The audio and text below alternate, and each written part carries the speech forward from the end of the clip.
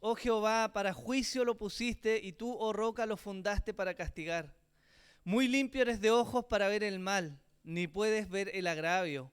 ¿Por qué ves a los menospreciadores y callas cuando destruye el impío al más justo que él?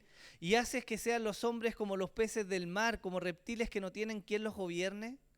Sacará a todos con anzuelo, los recogerá con su red, y los juntará en sus mallas, por lo cual se alegrará y se regocijará. Por esto hará sacrificios a su red y ofrecerá sahumerios a sus mallas, porque con ellas engordó su porción y engrosó su comida. ¿Vaciará por eso su red y no tendrá piedad de aniquilar naciones continuamente? Este texto se da justo después de que el Señor entrega la respuesta a la primera oración de Habacuc. Y me gustaría partir hoy día mencionándoles algo que es común en la vida y que tiene que ver con cómo el entendimiento del profeta está recibiendo lo que Dios le está diciendo. Y eso es que en la vida nosotros nos enfrentamos muchas veces a escenarios que parecen casi sacados de una película. ¿Les ha pasado, no? Que en el momento que justo necesitaba salir con más urgencia, de la nada, el auto se le echa a perder? ¿Les ha pasado que justo cuando están por partir a una reunión importante, tienen algo que hacer y de la nada pareciera estallar una crisis familiar, ¿o no? Y hay disputas y hay diálogos, ¿cierto?, fuertes en la familia. Cuando nuestra vida parecía estar de lo mejor, de repente, de la nada, aparece una enfermedad grave y queda la escoba. O cuando más estábamos esperando mejorar en nuestra situación económica, viene alguna crisis, quedamos sin trabajo y comenzamos a pasar, no quiero decir necesidades, pero nos vemos apretados en dificultad.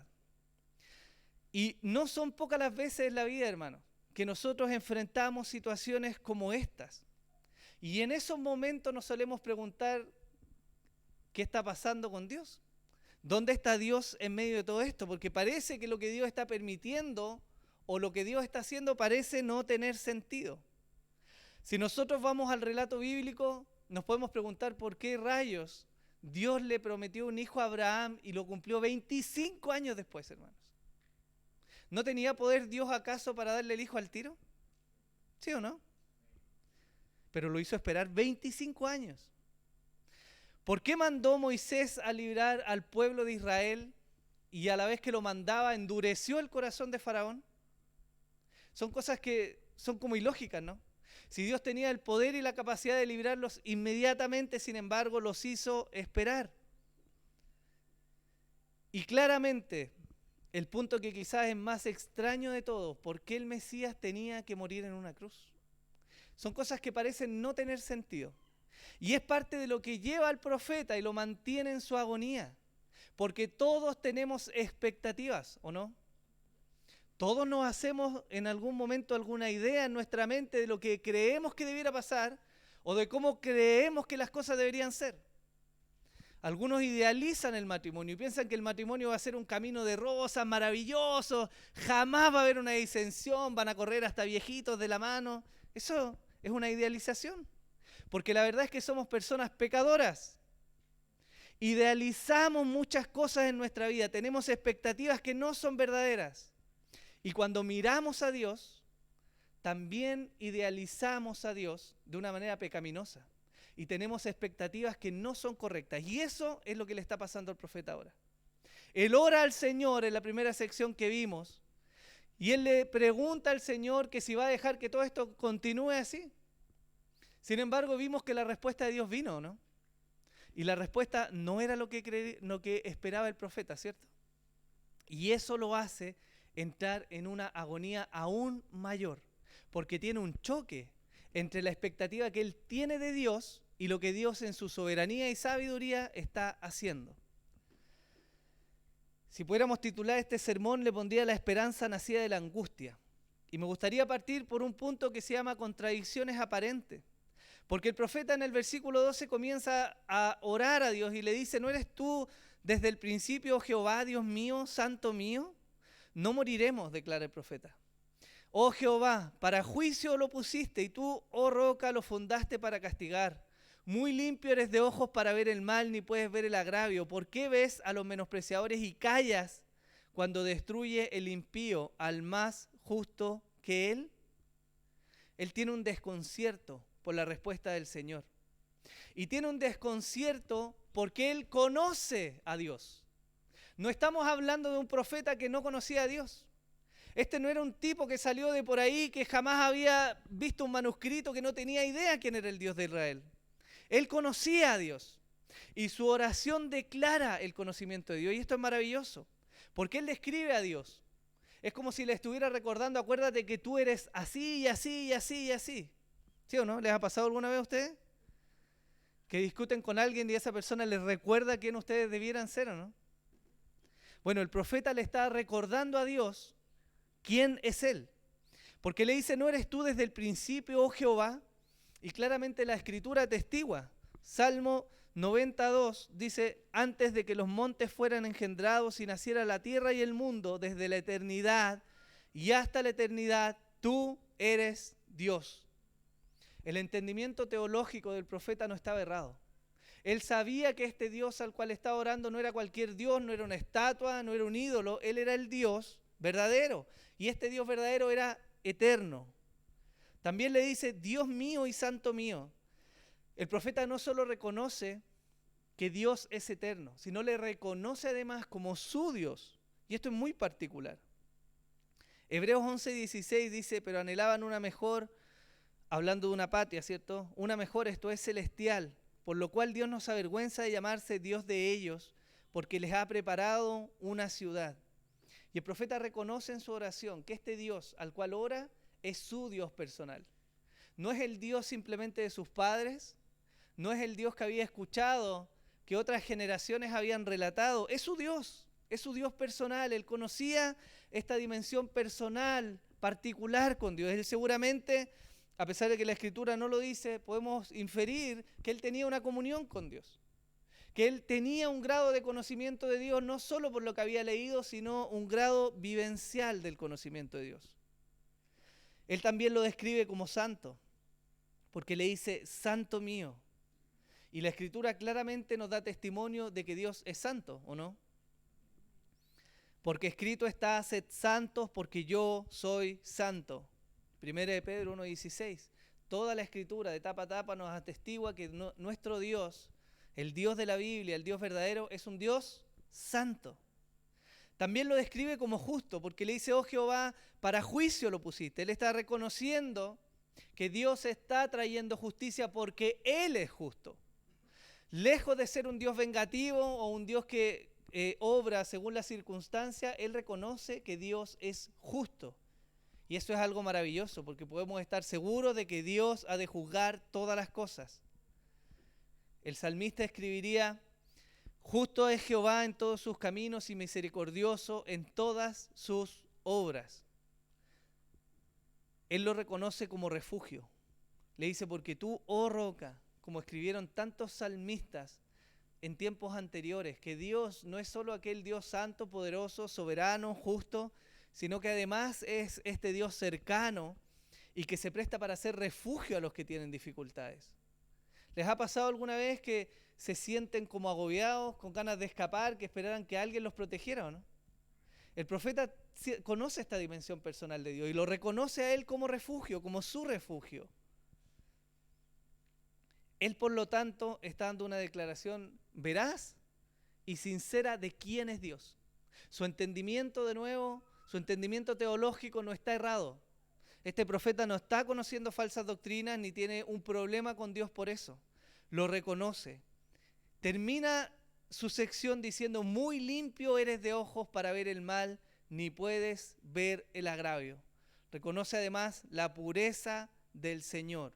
Ahora, ¿por qué es importante resaltar todo esto? No solo porque el texto nos está dando esta descripción de Dios, sino porque nos ayuda a entender por qué el profeta está en tal sufrimiento. De nuevo, nosotros podríamos ser simplistas y decir solamente, bueno, Dios es soberano, haga lo que quiera, ¿cierto? Y todo está escrito, así que no importa y nos despreocupamos. Pero en la práctica, nuestra vida no funciona así. A nosotros no nos basta el conocimiento teórico de quién es Dios. Y a Dios no le basta que tengamos simplemente un conocimiento académico o teórico en nuestra mente de quién es Dios. Él está empecinado en darse a conocer a los hombres.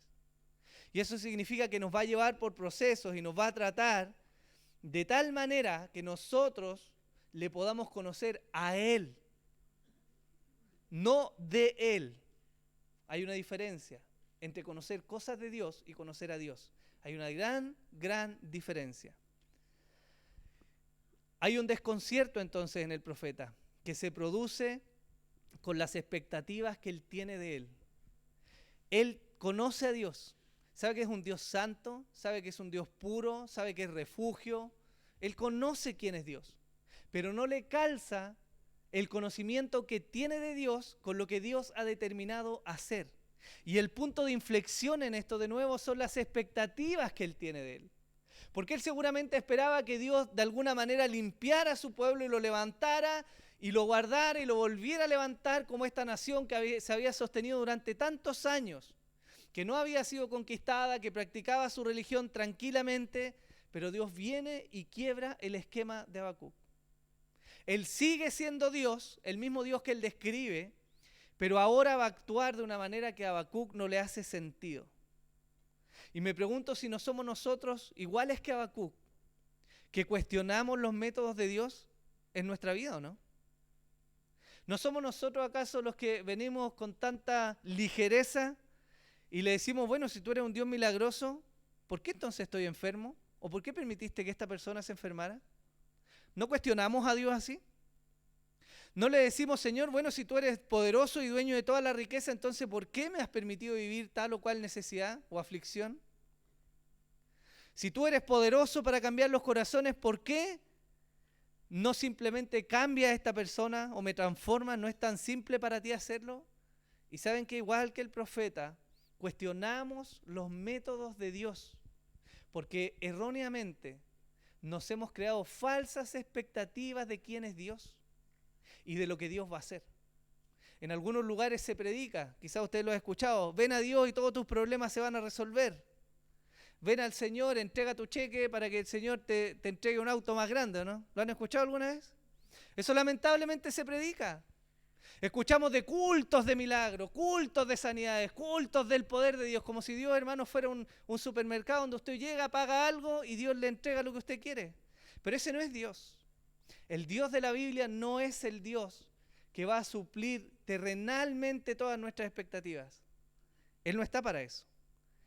1 Corintios 2:16 dice, porque ¿quién conoció la mente del Señor? ¿Y quién le instruirá? Y Isaías 55 del 8 al 9 dice, porque mis pensamientos no son vuestros pensamientos, ni mis caminos vuestros caminos, dice Jehová.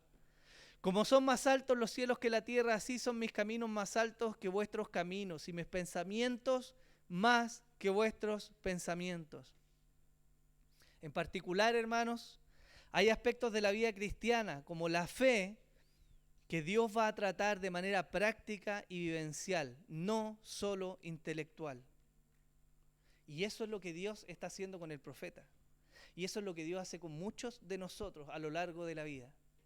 ¿Quién de nosotros no habría llegado sinceramente a Dios si no hubiera pasado por un proceso de sufrimiento como los que hemos vivido? Porque de qué otra manera, díganme, ¿de qué otra manera podemos conocer a este Dios que es consolador si no hubiésemos necesitado ser consolados? Porque no es lo mismo que alguien nos diga que Dios es consolador a que veamos el consuelo de Dios en nuestras vidas, ¿o no? ¿De qué otra manera podríamos saber que Dios es poderoso si no hubiéramos experimentado un acto milagroso, poderoso de Dios, o no? Dios está empecinado, hermanos, en moldear nuestro corazón. Y claro, por supuesto que el conocimiento de Dios entra por el intelecto, pero llega al corazón y ahí es donde Dios quiere trabajar. ¿No conocía a Dios acaso que Abraham era un hombre que confiaba en él o no? ¿O acaso Dios estuvo jugando a la ruleta con Abraham a ver si le iba a obedecer, a ver si iba a hacer algo? Por supuesto que Dios ya tenía clara la película y sabía todo lo que iba a acontecer. Pero a pesar de que Dios lo sabía, Abraham tenía que ser moldeado en eso, para que llegara a ser realmente el padre de la fe, ¿o no?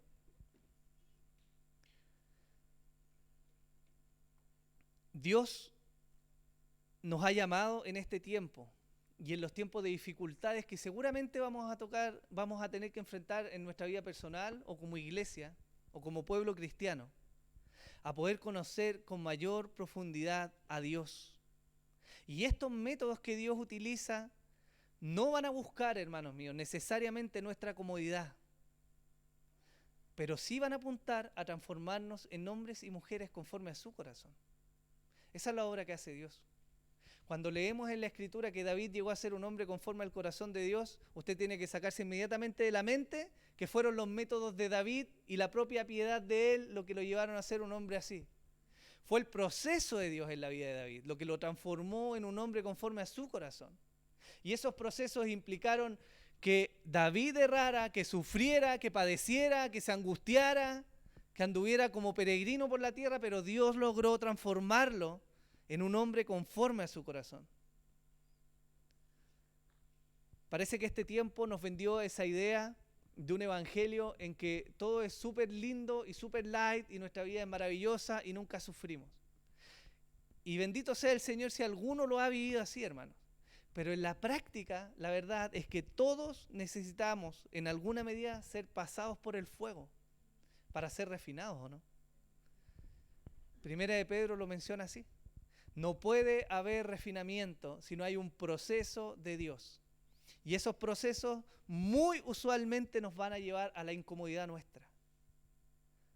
El Señor dijo, el que quiere venir en pos de mí, ¿qué tiene que hacer? Lo sabemos todos, ¿cierto?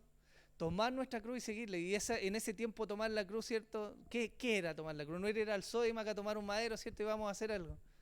Era sinónimo de muerte. Y de la peor de las muertes que había en ese tiempo.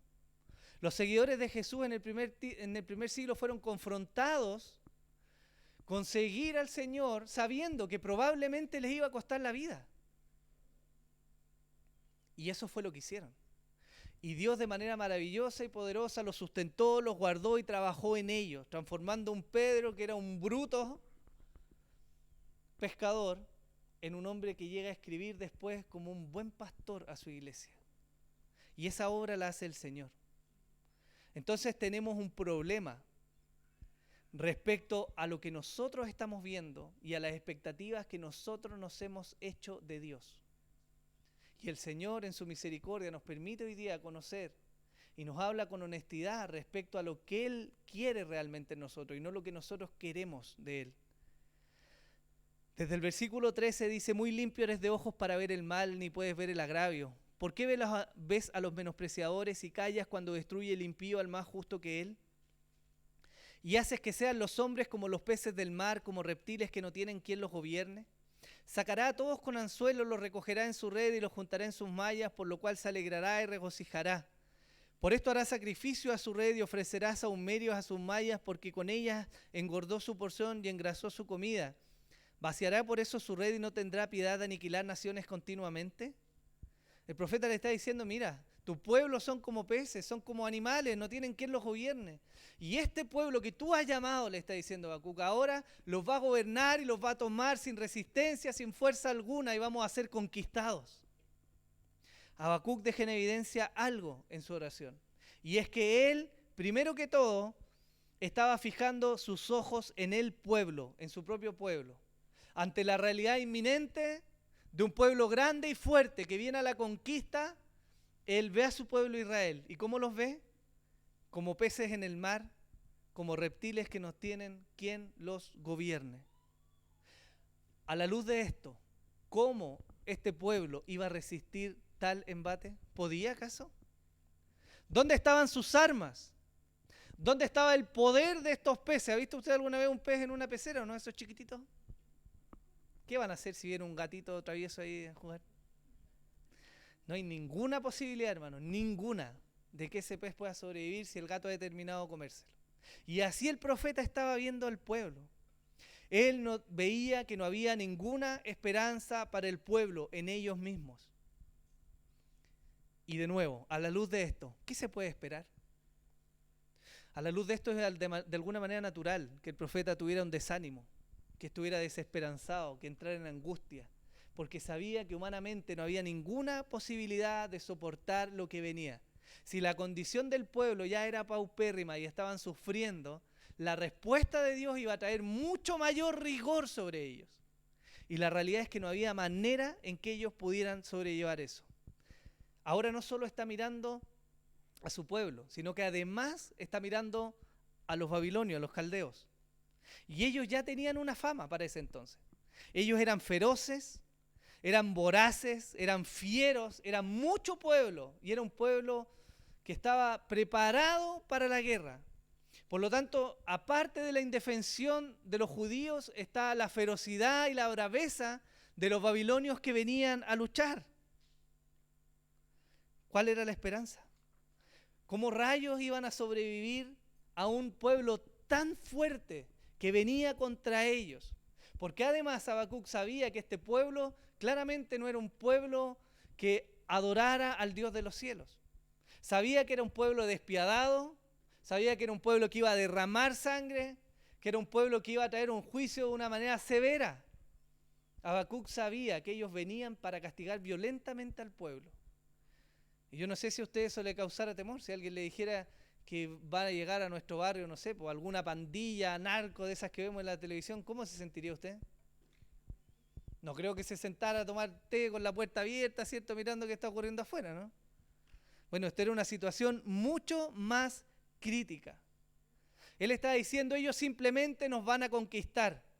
Se jactan del poder de su fuerza y como han conquistado a tantas otras naciones, también lo harán con nosotros, sin piedad. Entonces de nuevo viene el choque en la mente de Habacuc. ¿Qué es lo que está pasando? ¿Cómo Dios, este Dios santo, justo, bueno, que es refugio, misericordioso, cómo Dios puede permitir que su pueblo sufra a manos de estos tipos? ¿Cómo puede ocupar un pueblo tan despiadado para traer justicia sobre su pueblo? ¿Podría Dios controlar la ira y el ímpetu de los caldeos? ¿Dejaría Dios que los caldeos arrasaran con su pueblo? Eso es lo que está pasando en la mente. Y eso está pasando de nuevo por las expectativas que él tenía de Dios, hermanos. Hay un cuestionamiento que subyace esta sección del texto. Y es algo muy interesante de ver, porque nosotros lo pensamos así en la vida práctica. Habacuc se estaba preguntando, ¿acaso esto significa que Dios está validando las acciones macabras y pecaminosas de los caldeos? Es decir, que Dios los use, ¿significa entonces que Dios está de acuerdo y valida lo que ellos están haciendo? Y nosotros hacemos el mismo cuestionamiento a Dios. Es como si le cuestionáramos a Dios que validara que nos enfermásemos, que sufriésemos, que pasásemos necesidad, o que fuéramos atribulados y angustiados. Y empezamos a tener problemas en nuestro entendimiento, porque creemos que Dios claramente está validando y está avalando estas acciones. Pero de nuevo, Dios primero no ha perdido el control. Dios claramente, como lo vamos a ver más adelante, en los sermones que vienen, Dios va a traer una respuesta también a los caldeos. Pero lo que Dios está haciendo en este punto del relato es que está tratando no el intelecto de Habacuc, porque él ya conoce quién es Dios. Él está tratando ahora el corazón de Habacuc, para que pueda someterse y humillarse al buen designio de Dios. ¿Se acuerdan del relato en Job o no? ¿Quién de nosotros podría, honestamente, si perdiera a todos sus hijos en un día y perdiera parte de su riqueza, venir e incluso si su cuerpo fuera maltratado, venir y decir, el Señor dio, el Señor quitó, bendito sea el nombre del Señor? ¿De verdad podemos ser así? ¿Honestamente? Pero eso es lo que Dios quiere tratar justamente en nosotros. El ser un hombre o una mujer de fe va de la mano con un proceso de Dios que transforma estos corazones duros, brutos, ¿cierto?, pecaminosos, en corazones dóciles que puedan aceptar la buena voluntad del Señor de manera alegre y gozosa, porque no está mirando las circunstancias, sino que está confiando en Dios, que es Señor incluso de las circunstancias, ¿o no? Primera de Reyes 19, del 1 al 4, dice así: Acab dio a Jezabel la nueva de todo lo que Elías había hecho y de cómo había matado a espada a todos los profetas. Entonces envió Jezabel a Elías un mensajero diciendo: así me hagan los dioses y aún me añadan, si mañana a estas horas yo no he puesto tu persona como la de uno de ellos. Viendo pues el peligro, se levantó y se fue para salvar su vida y vino a Beerseba, que está junto a Judá, y dejó allí a su criado. Y él se fue por el desierto un día de camino y vino y se sentó debajo de un enebro deseando morirse. Dijo: basta ya, oh Jehová, quítame la vida, pues yo no soy mejor que mis padres. Ese episodio que tantos de nosotros conocemos y que hemos leído de la Escritura, donde vemos esta depresión que sufrió Elías, tiene que ver exactamente con lo mismo, con las expectativas. Había sido un hombre utilizado por Dios. Dios había estado con él y lo había respaldado en todo lo que había hecho, pero cuando se levantó un enemigo que él sabía que era temible, él temió por su vida y se acobardó. Y de nuevo, quizás esperando que un rayo cayera del cielo y fulminara a esta mujer, las expectativas de Elías, como las de Habacuc, no estaban dando con lo que Dios efectivamente quería hacer. Y entramos, hermanos, cuando nuestras expectativas chocan con las de Dios, en un ciclo que nos va a sacar de la iglesia, en un ciclo que va a desmotivar la fe en nuestros corazones, en un ciclo que nos va a poner en toda esta lista de exigencias para que Dios esté a la altura de lo que nosotros queremos, y entonces ahí vamos a volver a lo que Dios quiere. Pero yo le digo, hermanos, esa lucha jamás la vamos a ganar. Nosotros nunca le vamos a torcer el brazo a Dios en lo que Dios ha determinado hacer. O nosotros nos sometemos y nos humillamos bajo lo que Dios quiere, o nosotros nos vamos a perder. Y perdone que sea así de duro, pero no hay otro camino para nosotros. O es el camino de Dios, o es el camino que nos lleva a perdición. Dios en sus hijos va a trabajar, hermanos. Eso es lo maravilloso. Dios en sus hijos va a trabajar en los corazones para transformarlos a lo que Él quiere.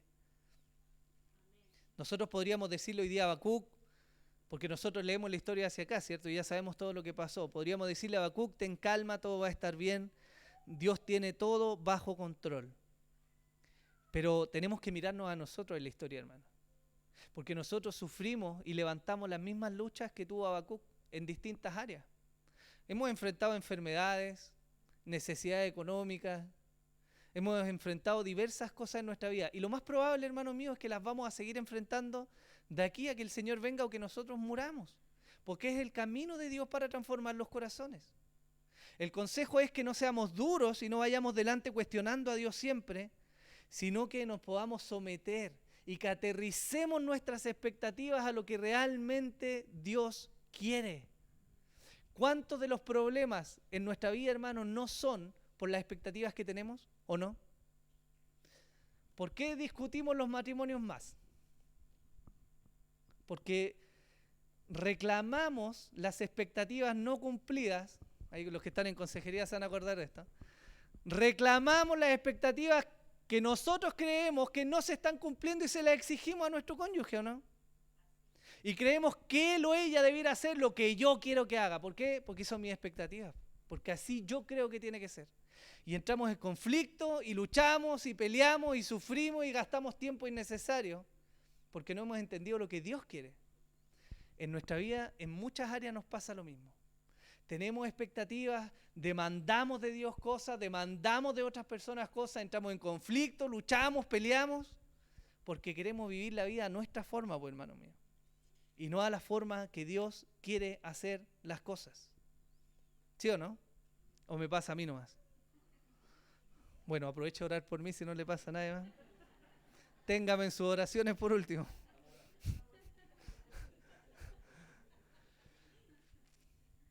¿Cuál es la respuesta de Dios? ¿Cuál es la respuesta de Dios a esto? Marcos 11, del 7 al 10 dice: y trajeron el pollino a Jesús, y echaron sobre él sus mantos, y se sentó sobre él. También muchos tendían sus mantos por el camino, y otros cortaban ramas de los árboles y las tendían por el camino. Y los que iban delante y los que venían detrás daban voces diciendo: Hosana, bendito el que viene en el nombre del Señor. Bendito el reino de nuestro padre David que viene. Hosana en las alturas. Si uno leyera los evangelios hasta ahí, diría: estos tipos captaron la película, reconocieron a Jesús, de aquí en adelante todo está arreglado. Pero esta gente que recibió a Jesús, que tendió sus mantos, que tendió las ramas en el camino, fueron los mismos que estaban demandando su sangre en la cruz. ¿Por qué? Porque sus expectativas no eran las que Jesús venía a cumplir. A los discípulos les pasó lo mismo. Hechos 1:6 dice, entonces los que se habían reunido le preguntaron diciendo, Señor, ¿restaurarás el reino de Israel en este tiempo? No sé si ha visto el meme ese. Después de todo el tiempo que estuvieron con Jesús, después de ver los milagros y de recibir la enseñanza, vienen y le preguntan, Señor, ¿va a restaurar el reino ahora? Como, no cacharon nada de lo que estaba pasando. Claramente no. Y ese fue uno de los motivos por los cuales los 12 o los 11 que quedaban en ese entonces se alejaron de Jesús en la cruz. Porque ellos, a pesar de haber recibido la enseñanza y a pesar de haber estado con el Señor, ellos todavía creían en que el Mesías iba a venir ahora con su ejército a sacar a Israel del yugo de los romanos y a establecer de nuevo a Israel como nación y levantarse.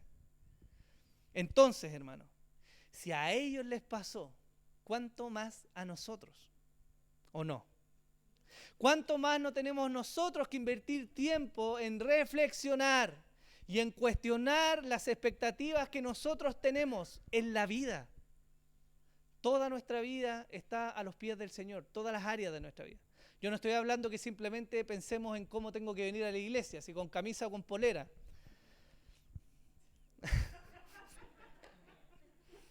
Algunos la agarraron bien. Yo no estoy planteando de qué manera cercenada, en algunas áreas solamente cuestionamos las expectativas que tenemos, sino en todas las áreas, hermano. Nosotros debiéramos tener la capacidad de analizar cada una de las áreas de nuestra vida. Bueno, ¿qué espero en mi matrimonio? ¿Qué espero yo y qué es lo que Dios quiere en mi matrimonio? ¿Qué espero en mi crianza de los hijos y qué espera Dios? ¿Qué espero de mis hijos? ¿Que salgan todos hablando inglés? ¿Que estén en el mejor colegio? ¿Que el día de mañana tengan la posibilidad de ir a Harvard? Esa es mi meta como padre. Eso le voy a presentar al Señor cuando llegue al cielo. Toma, Señor, mis hijos fueron a Harvard. ¿Eso es lo que Dios espera de mis hijos? ¿Qué es lo que espera Dios de mi rol como cristiano, como miembro de esta iglesia? Que venga y me sirva todos los domingos. Listo, con eso estoy pagado, vine a la iglesia, Señor, voy a llegar al cielo y le voy a mostrar. Ahí está la hoja de membresía. Fui miembro, fui todos los domingos. ¿Eso espera Dios de mí? Yo no le estoy dando la respuesta de acá. Yo quiero que tengamos ese análisis crítico para poder cuestionar nuestras expectativas de lo que es vivir esta vida en esta tierra caída y amoldarnos a lo que Dios quiere que nosotros hagamos. El Señor dijo, no penséis que he venido para abrogar la ley o los profetas, porque no he venido para abrogar, sino para cumplir. Ahí fue el primer quiebre en las expectativas de aquellos que pensaban que venía Jesús, chipe libre, se acabó la ley, ¿estamos listos? No, dijo Jesús. No he venido a llamar a justos, sino a pecadores al arrepentimiento. Otro quiebre que hizo Jesús en la expectativa. Los religiosos, los fariseos de la época, pensaban que cuando viniera el Mesías, ellos iban a estar ahí en primera fila, listos porque eran religiosos, porque estaban ahí siempre, porque ellos eran celosos. Y el Señor les dice, yo vine a llamar a los pecadores, no a los que se creen justos. No penséis que he venido a traer paz a la tierra. No he venido a traer paz, sino espada. Este parece que es uno de los textos que menos leemos y que menos nos gusta. Pero en el mundo que vivimos hoy día, en el mundo caído, los cristianos no vinieron a hacer moneditas de oro para caerle bien a todo el mundo. Al contrario, hermano, el Señor vino para que haya disensión, porque si le persiguieron a Él, lo lógico es que persigan también a su iglesia. Entonces, si tenemos esa idea de que estar en el Evangelio es paz, paz todos los días de nuestra vida, ese no es el Evangelio, hermano. No por lo menos de la manera que nosotros pensamos que es una paz física sin violencia, sin persecución, viviendo happy todos los días. Oísteis que fue dicho, amarás a tu prójimo y aborrecerás a tu enemigo. Pero yo os digo, amad a vuestros enemigos y bendecid a los que os maldicen, haced bien a los que os aborrecen, llorad por todos los que os ultrajan y os persiguen. Si nosotros pensábamos que el Señor iba a venir para que nosotros pagáramos mal por mal, estamos equivocados. Porque Él en su tiempo vino a dejar claro que no venía a eso. Él venía a traer otro estilo de vida. Respondió Jesús, mi reino no es de este mundo. Si mi reino fuera de este mundo, mis servidores pelearían para que yo no fuera entregado por los judíos, pero mi reino no es de aquí. Una y otra vez Jesús echó por tierra las expectativas que la gente tenía respecto a Él.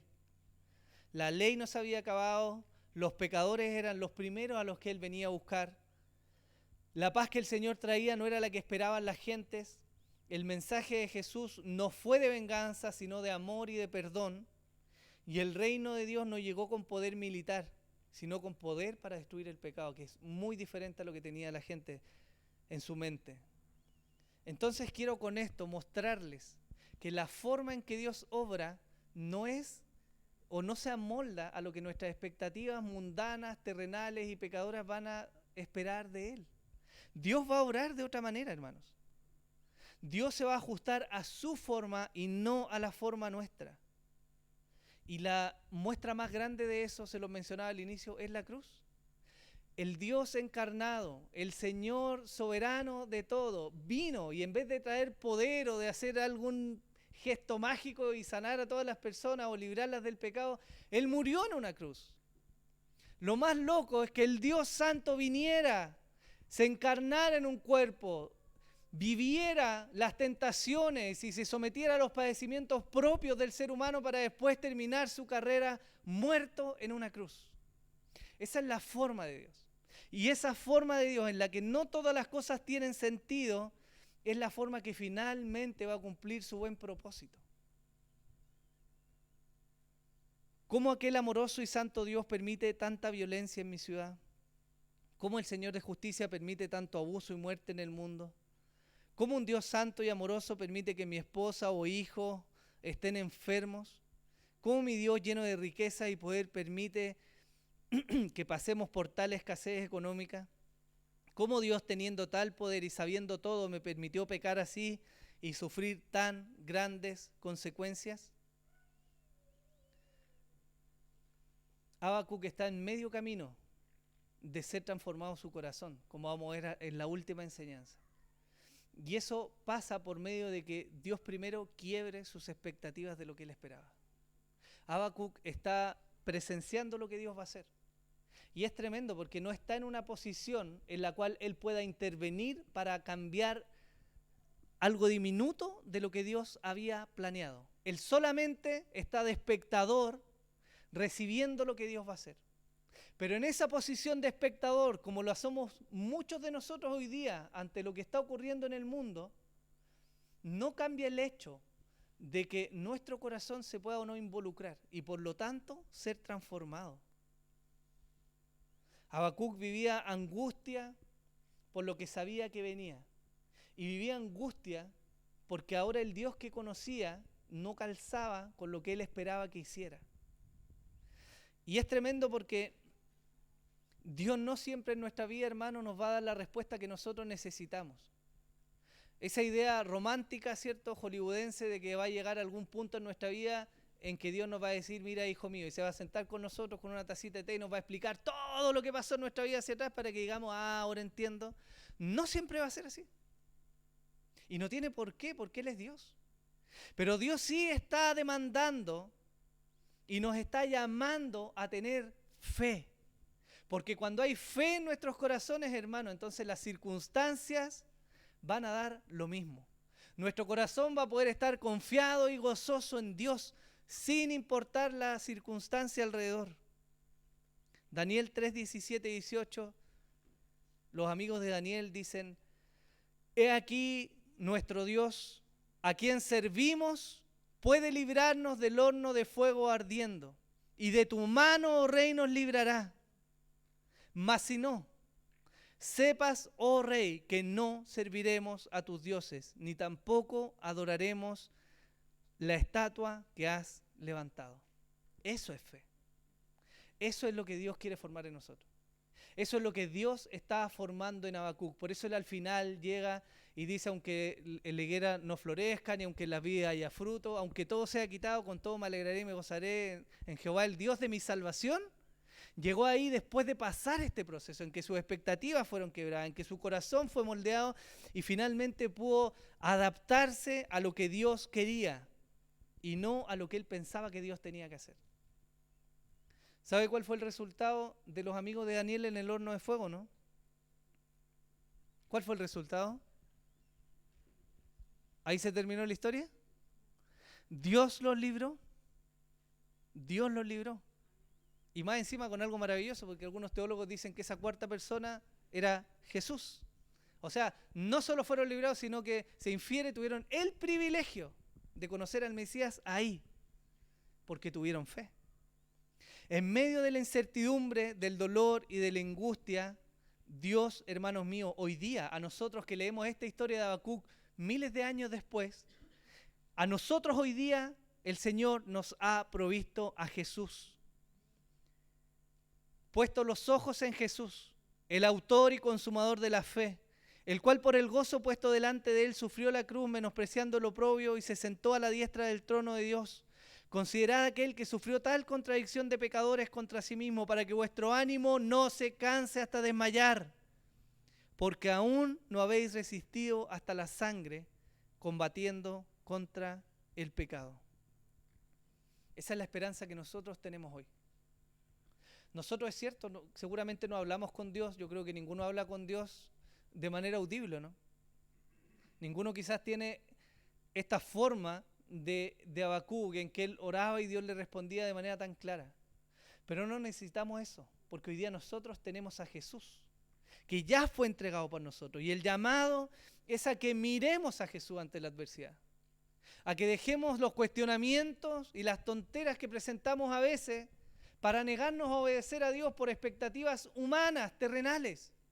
Nuestras expectativas tienen que ser pasadas, filtradas por la palabra. Al final del día, hermano, nosotros no sabemos cuándo van a pasar las guerras. No sabemos si el trabajo va a permanecer mañana o sí. No sabemos si la persecución va a llegar mañana o pasado, o en 10 años, o en 15 años, o en 50 años. No sabemos si la enfermedad nos va a dejar o nos va a matar. No lo sabemos. Pero lo que sí sabemos es que Dios es fiel y de que Él ha prometido guardar nuestras vidas, de que Él ha prometido que ninguno de los que fue entregado en su mano va a perecer eternamente. Esas son promesas del Señor. Así como cuando Dios le dijo a Abraham, te voy a dar un hijo, y pasó el tiempo que haya tenido que pasar, se lo dio. Dios nos ha prometido a nosotros hoy día salvación, nos ha prometido paz, nos ha prometido una vida eterna, nos ha prometido un lugar con una morada celestial. Y ese es el final, hermano. El camino, Dios sabe cómo va a ser. En la casa de mi Padre muchas moradas hay. Si así no fuera, yo os lo hubiera dicho. Voy pues a preparar lugar para vosotros. Yo no sé si usted cree eso que el Señor dijo. Mis ovejas oyen mi voz y yo las conozco y me siguen, y yo les doy vida eterna, y no perecerán jamás, ni nadie las arrebatará de mi mano. Mi Padre que me las dio es mayor que todos, y nadie las puede arrebatar de la mano de mi Padre. Esa es una promesa maravillosa, hermano, porque no vamos a ser capaces de cambiar las circunstancias, porque nos vemos enfrentados a esta realidad difícil y dura en la que vivimos, pero sí, en medio del sufrimiento, podemos confiar en el Señor. ¿Qué demanda Dios de nosotros? Que le digamos, Señor, pongo delante de ti mis proyectos, mis anhelos, mis temores, mis angustias, mis expectativas, Señor, están delante de ti. Ayúdame a confiar en ti. Dios nos permite, hermanos, poner toda nuestra vida. Ojalá filtrar lo que nosotros queremos de nuestro hijo. Ojalá filtrar lo que nosotros esperamos de nuestro matrimonio. Ojalá filtrar lo que nosotros esperamos de esta iglesia. Yo les pregunto, ¿qué esperan ustedes de esta iglesia? Porque nuestras expectativas se tienen que alinear a lo que Dios quiere, para que no seamos defraudados y para que podamos caminar con gozo la vida que Dios tiene para nosotros. Amén. Póngase en pie, por favor, hermano.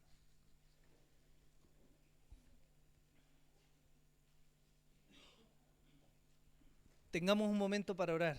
Señor, te damos las gracias por tu misericordia, papá, porque eres fiel, porque eres tremendamente paciente, Señor, y justo. Y tú conoces, Señor, lo pecadores que somos, Señor, cómo hemos fallado en tantas áreas de nuestra vida, Señor. Mas hoy día de manera especial te ruego, Señor, que puedas alinear nuestros corazones, Señor. Ayúdanos, Señor, a no seguir endureciendo nuestros corazones delante de ti, Señor. Ayúdanos, Señor, a aceptar humildemente tu sabiduría, tu poderío, Señor, tu guianza en nuestras vidas. Ayúdanos, Señor, a disponer nuestras vidas delante de ti para que lo que nos reste de vida en esta tierra, Señor, lo podamos vivir con gozo y alegría, Señor, en vez de vivirlo con amargura, con tristeza en nuestros corazones. Tú eres el Dios que hoy día nos puede librar de toda la angustia, de la incertidumbre que viene. Señor, porque aunque se caiga el cielo, Señor, aunque la tierra tiemble, aunque vengan o vayan gobernadores, Señor, y haya o no haya persecución, Dios, tú eres nuestro Dios y tú has prometido estar con nosotros. Por eso te damos gracias, Señor. Y te pedimos que en este proceso, Señor, en el que tú vas a ir transformando nuestros corazones, no nos permitas, Señor, jamás cuestionarte, Señor, ni amargarnos, Señor, al ver lo que tú estás haciendo. Al contrario, ayúdanos a confiar y a gozarnos en ti. Te damos gracias, Padre, en el nombre de Jesús. Amén y amén.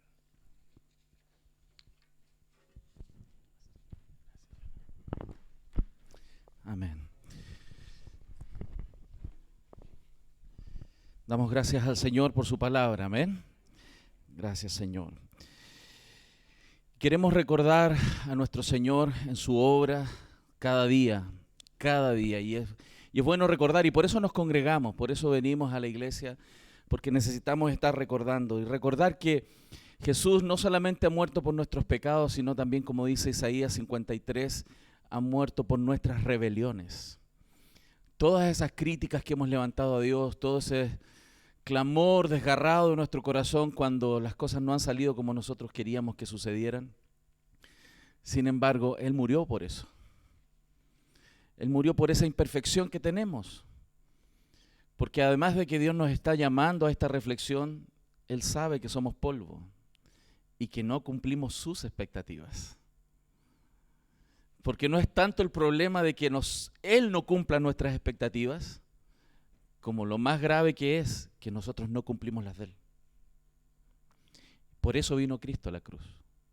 Por eso Él vivió la vida perfecta, que nosotros jamás viviríamos. Por eso Él fue entregado en esa cruz. Y es por eso que recordamos Santa Cena, porque nos hace bien recordar de que Él vino a este mundo no por personas que eran casi perfectas, sino lo imposible de esa perfección por parte nuestra. Y quiero citar las Escrituras en Lucas capítulo 22. Ese día antes de que Él fuera entregado en la cruz, dice la Escritura que llegó el día de los panes y levadura, en el cual era necesario sacrificar al Cordero de la Pascua. Y Jesús envió a Pedro y a Juan diciendo: id, preparadnos la Pascua para que la comamos. Ellos le dijeron: ¿dónde quieres que la preparemos? Él les dijo: he aquí, al entrar en la ciudad os saldrá al encuentro un hombre que lleva un cántaro de agua. Seguidle hasta la casa donde entrare. Y decid al padre de la familia de esa casa: el maestro te dice, ¿dónde está el aposento donde he de comer la Pascua con mis discípulos? Entonces él os mostrará un gran aposento alto ya dispuesto, preparad allí. Fueron pues y hallaron como les había dicho y prepararon la Pascua. Cuando era la hora, se sentó a la mesa con él y los apóstoles. Y les dijo: cuánto he deseado comer con vosotros esta Pascua antes que padezca. Esa frase a mí me ha impactado toda la vida. Que el Señor quiere estar cerca de nosotros, no mereciéndolo. Que el Señor quiera vivir con nosotros, siendo tan imperfectos, todos nosotros. Pero que Él diga eso a mí realmente me impacta. Cuánto deseo comer con vosotros esta Pascua antes que padezca, porque os digo que no la comeré más hasta que se cumpla en el reino de Dios. Hay otra cena. Vamos a estar de nuevo con Él. ¿Cuántos quieren estar ahí? Amén. Gloria al Señor.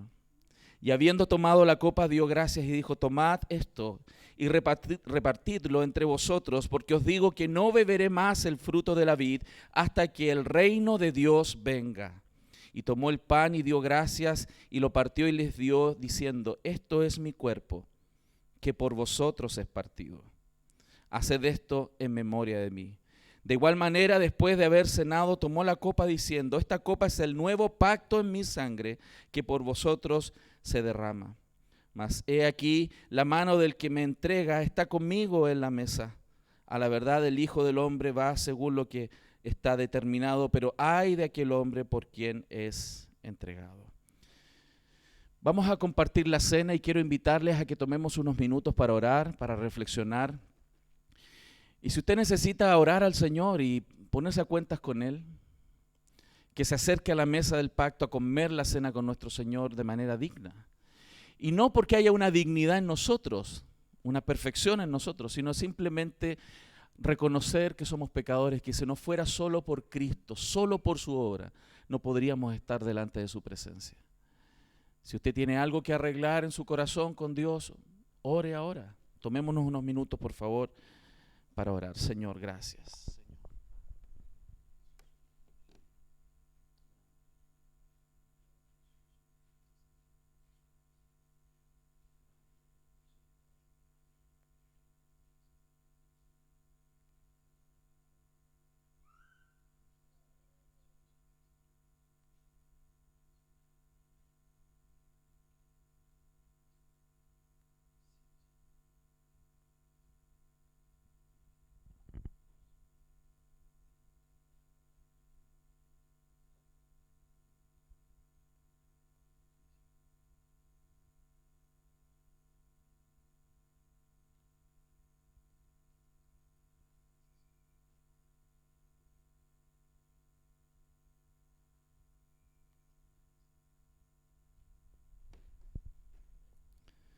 Amén.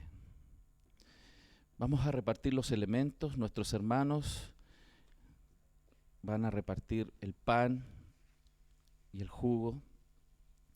Y por favor esperemos que todo lo tengamos y así compartamos la cena del Señor.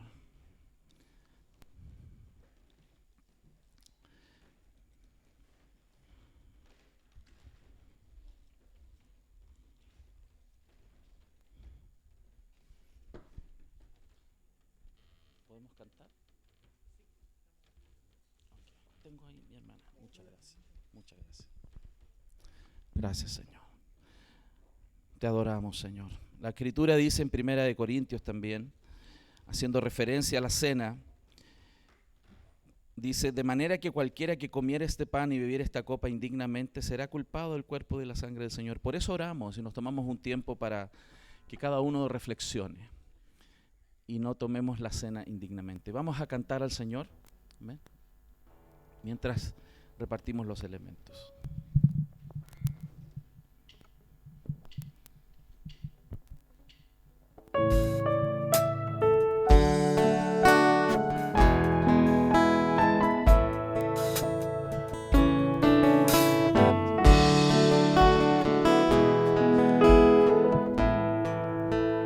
Gracias por la cruz, oh Dios, el precio que pagaste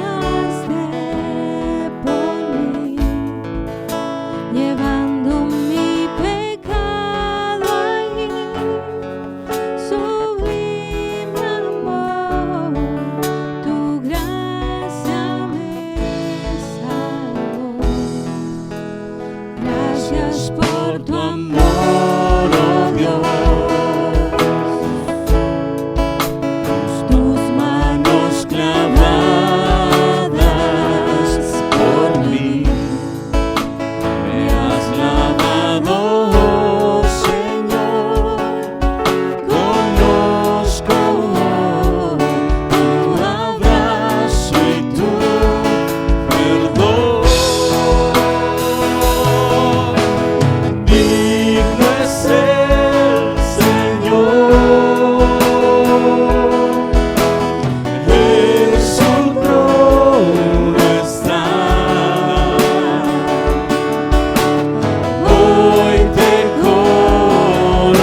coronamos Rey y reinas con poder.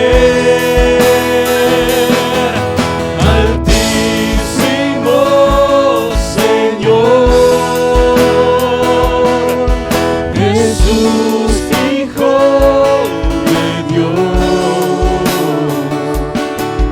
el amado del cielo en la cruz murió. Digno es el Señor.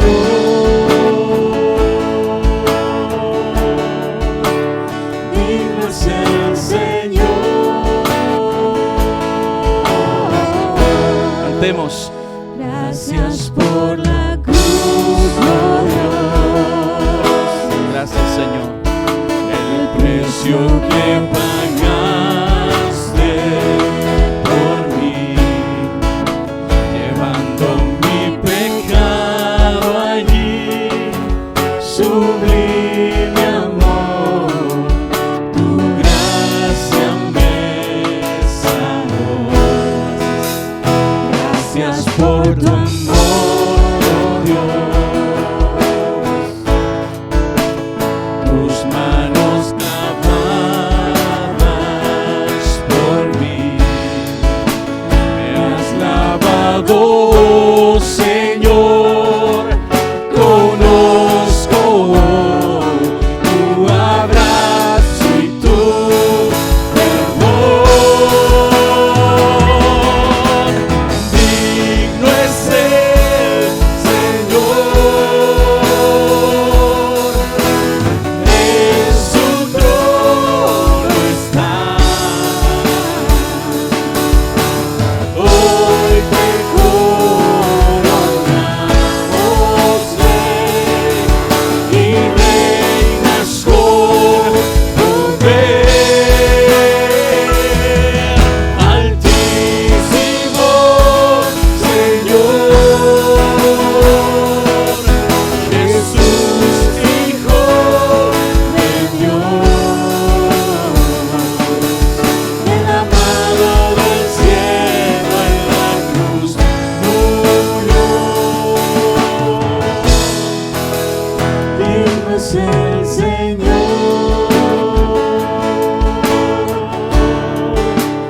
digno es el Señor,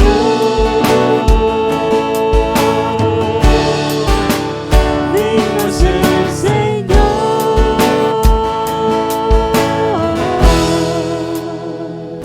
Señor, te damos muchas gracias por la obra tuya en la cruz, Señor. Y gracias porque te entregaste hasta la muerte y muerte de cruz.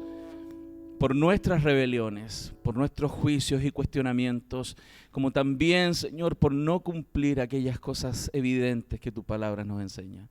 Señor, ayúdanos, ayúdanos. Tú eres un Dios compasivo, un misericordioso, que se ha propuesto amarnos hasta el fin. Señor, confiamos en esa gracia infinita, Señor. Y queremos celebrar esta mañana, Padre, esta cena, recordando este sacrificio, no olvidando lo que esto significa para nuestra eternidad. Señor, te damos muchas gracias. En el nombre de Jesús oramos. Amén. Comamos el pan en el nombre de Jesús.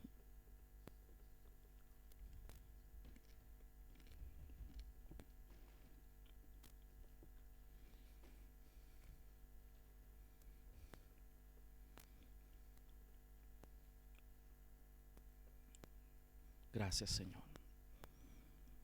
Asimismo tomó también la copa después de haber cenado, diciendo: esta copa es el nuevo pacto en mi sangre. Haced esto todas las veces que la bebiereis en memoria de mí. Tomemos la copa.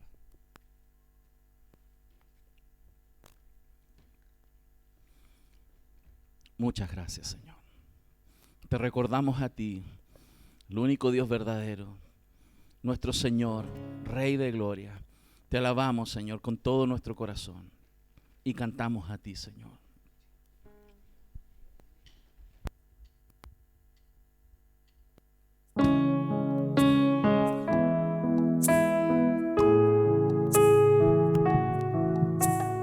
Alabe a su Señor con todo su corazón.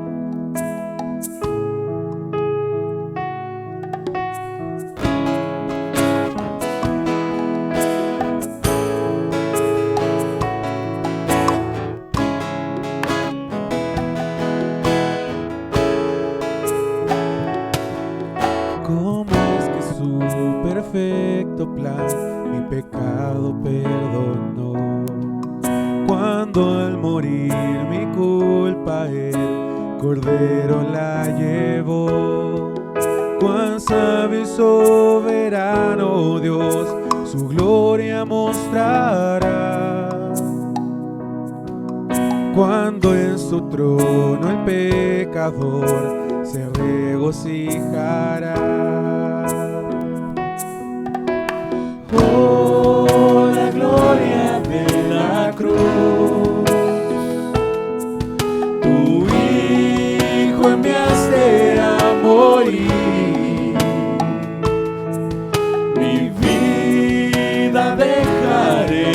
atrás para conocer la gloria de la cruz. Te adoramos, Señor. Tú eres digno de ser exaltado, Señor.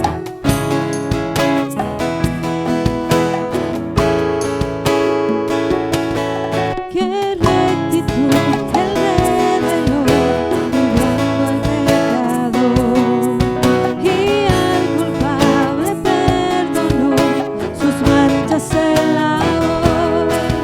Tu sacrificio propició la ira del Señor, y por tu muerte y expiación hoy tengo redención. Así es, Señor. Oh, la gloria de la cruz. Tu Hijo enviaste a morir.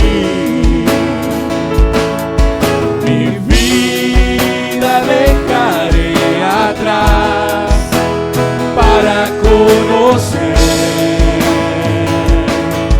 la gloria de la cruz. Señor, la gloria de la cruz, Señor. Precioso día, Señor, donde nuestros pecados, Señor, fueron cargados en ti, Señor. Te adoramos y te exaltamos, Señor. Tú eres digno de ser alabado, Señor amado, con todo nuestro corazón, con toda nuestra alma, con toda nuestra fuerza, Señor. Te adoramos. Qué gracia para aquellos que habrían de creer. Amor inagotable que no puedo comprender.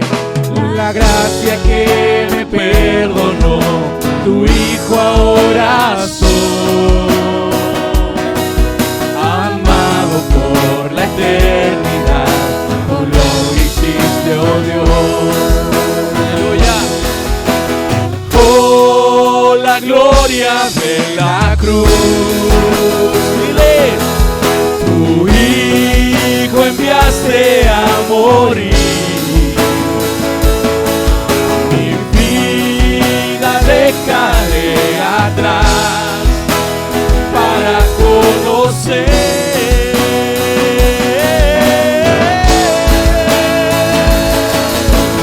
oh, la gloria de la cruz. Tu Hijo enviaste a morir. Mi vida dejaré atrás para conocer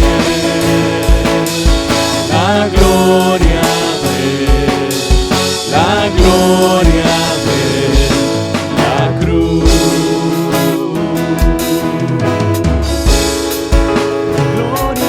cruz.